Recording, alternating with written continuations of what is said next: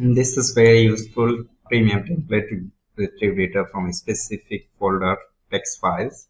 So you can choose the folder path by clicking on this button.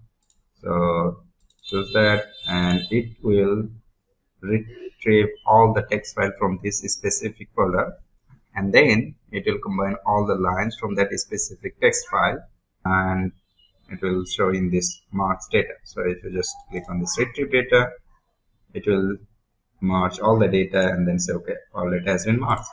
And here is those text files. So that's the file name, this is the line, this is the column header for that one, and then we have index, sample id. These are coming from another text file.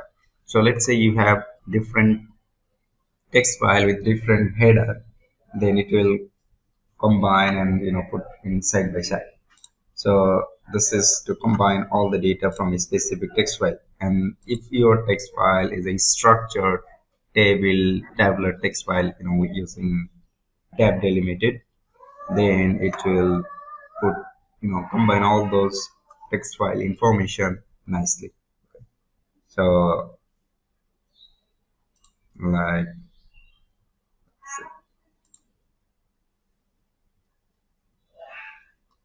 with this, so these are nice sample from all of these text files and similar structure of text file.